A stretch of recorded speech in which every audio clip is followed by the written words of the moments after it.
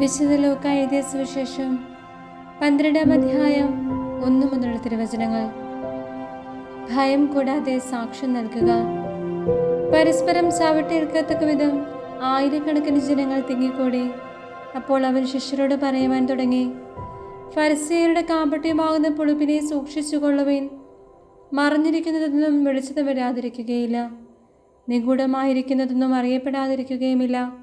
അതുകൊണ്ട് നിങ്ങൾ ഇരുട്ടത്ത് സംസാരിച്ചത് വെളിച്ചത്ത് കേൾക്കപ്പെടും, വീട്ടിൽ സ്വകാര്യ മുറികളിൽ വെച്ച് ചെവിയിൽ പറഞ്ഞത് പുറമകളിൽ നിന്ന് പ്രഘോഷിക്കപ്പെടും. എൻ്റെ സ്നേഹിതരെ, നിങ്ങളോട് ഞാൻ പറയുന്നു, ശരീരത്തെ കൊല്ലുന്നതിനെ കവിഞ്ഞ് ഒന്നും ചെയ്യാൻ കഴിയാത്തവരെ നിങ്ങൾ ഭയപ്പെടേണ്ട.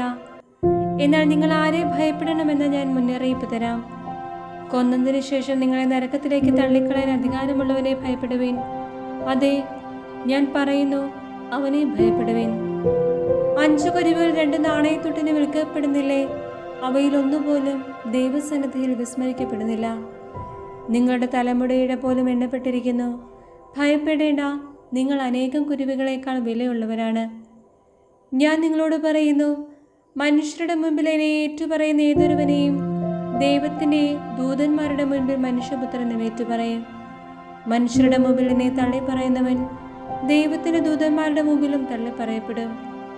മനുഷ്യപുത്രനെതിരായി സംസാരിക്കുന്നവനോട് ക്ഷമിക്കപ്പെടും, എന്നാൽ പരിശുദ്ധാത്മാവിനെതിരായി ദൂഷണം പറയുന്നതിനോട് ക്ഷമിക്കപ്പെടുകയില്ല.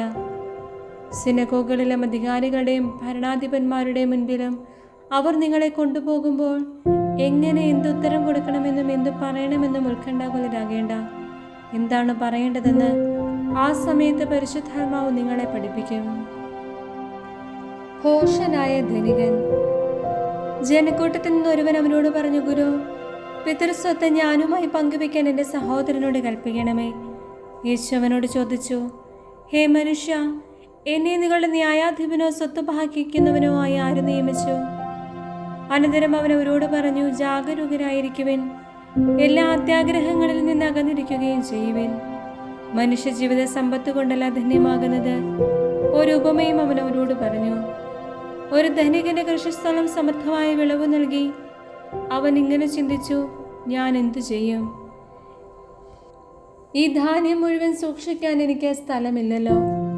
അവൻ പറഞ്ഞു, ഞാൻ ഇങ്ങനെ ചെയ്യും, എൻ്റെ അറപ്പുരകൾ പൊളിച്ച് കൂടുതൽ വലിയവ ഞാൻ പണിയും. അതിലെൻ്റെ ധാന്യവും വിഭവങ്ങളും സംഭരിക്കും. അനന്തരം ഞാൻ എൻ്റെ ആത്മാവിനോട് പറയും, ആത്മാവേ, അനേക വർഷത്തേക്ക് വേണ്ട വിഭവങ്ങൾ നിനക്കായി സംഭരിക്കപ്പെട്ടിരിക്കുന്നു. വിശ്രമിക്കുക, തിന്നു കുടിച്ച് ആനന്ദിക്കുക. എന്നാൽ ദൈവം അവനോട് പറഞ്ഞു, ബഹുശ ഈ രാത്രി നിന്റെ ആത്മാവിനെ നിന്നിൽ നിന്ന് ആവശ്യപ്പെടും. അപ്പോൾ നീ ഒരുക്കി വച്ചിരിക്കുന്നവ ആരുടേതാകും? ഇതുപോലെയാണ് ദൈവസന്നിധിയിൽ സമ്പന്നനാകാതെ തനിക്ക് വേണ്ടി സമ്പത്ത് ശേഖരിച്ചു വെക്കുന്നവനും. ദൈവപരിപാലനയിൽ ആശ്രയം. വീണ്ടും അവൻ ശിഷ്യരോട് അരുളി ചെയ്തു, അതിനാൽ ഞാൻ നിങ്ങളോട് പറയുന്നു, എന്തു ഭക്ഷിക്കുമെന്ന് ജീവനെ പറ്റിയോ എന്തു ധരിക്കുമെന്ന് ശരീരത്തെ പറ്റിയോ നിങ്ങൾ ആകുലരാകേണ്ട. എന്തെന്നാൽ ജീവൻ ഭക്ഷണത്തിനും ശരീരം വസ്ത്രത്തിനും ഉപരിയാണ്.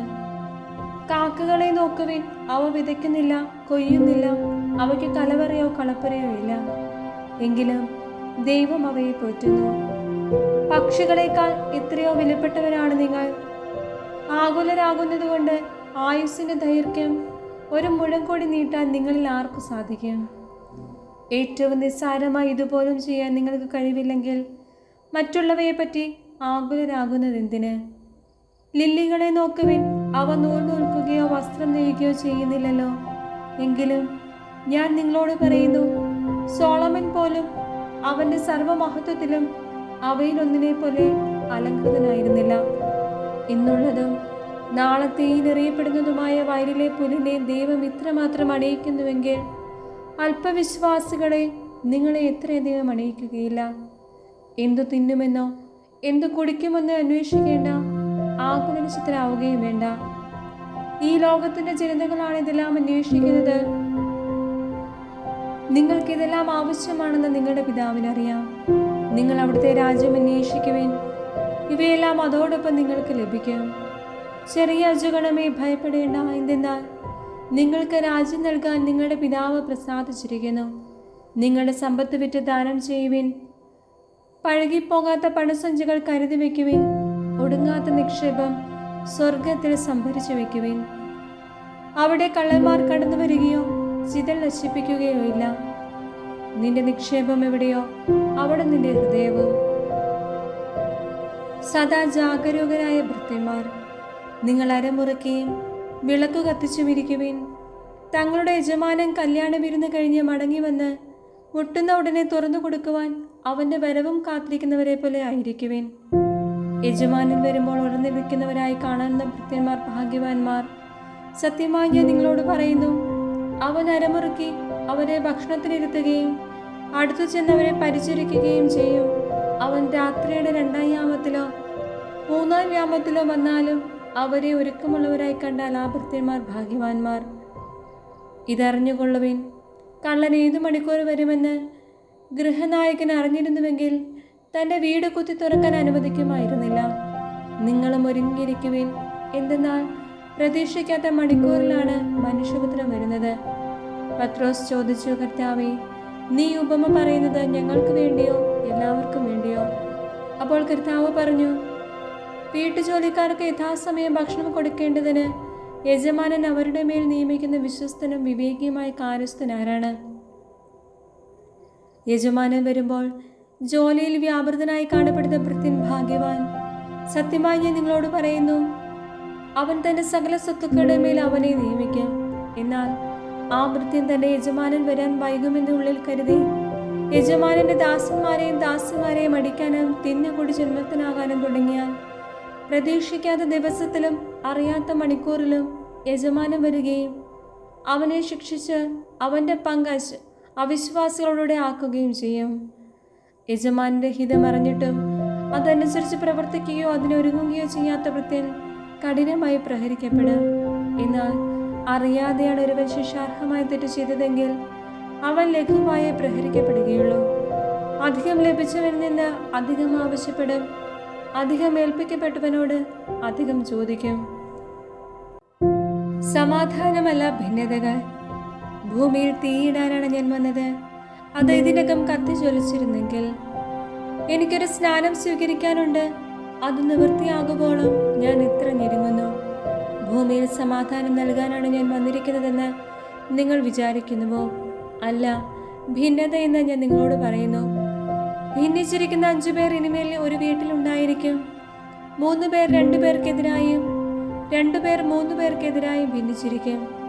പിതാവ് പുത്രനും പുത്രൻ പിതാവിനുമെതിരായും അമ്മ മകൾക്കും മകൻ അമ്മയ്ക്കുമെതിരായും അമ്മായിയമ്മ മരുമകൾക്കും മരുമകൾ അമ്മായിയമ്മയ്ക്കും എതിരായും ഭിന്നിക്കും. കാലത്തിന്റെ അടയാളങ്ങൾ വിവേചിക്കുവിൻ. അവൻ ജനക്കൂട്ടത്തോട് പറഞ്ഞു, പടിഞ്ഞാറ് മേഘം ഉയരുന്നത് കണ്ടാൽ മഴ വരുന്നു എന്ന് നിങ്ങൾ പറയുന്നു. അങ്ങനെ സംഭവിക്കുകയും ചെയ്യുന്നു. തെക്കൻ കാറ്റടിക്കുമ്പോൾ അത്യുഷ്ണം ഉണ്ടാകുമെന്ന് നിങ്ങൾ പറയുന്നു. അത് സംഭവിക്കുന്നു. കപടനാട്യക്കാരെ, ഭൂമിയുടെയും ആകാശത്തിന്റെയും ഭാവഭേദം വ്യാഖ്യാനിക്കാൻ നിങ്ങൾക്കറിയാം. എന്നാൽ ഈ കാലത്തെ വ്യാഖ്യാനിക്കാൻ നിങ്ങൾക്കറിയാത്തത് എന്തുകൊണ്ട് നിങ്ങൾ ശരിയായി വിധിക്കുന്നില്ല? നീ നിന്റെ ശത്രുവിനോട് കൂടെ അധികാരിയുടെ അടുത്തേക്ക് പോകുമ്പോൾ വഴിയിൽ വച്ചു തന്നെ അവനുമായി രമ്യതപ്പെട്ടുകൊള്ളുക.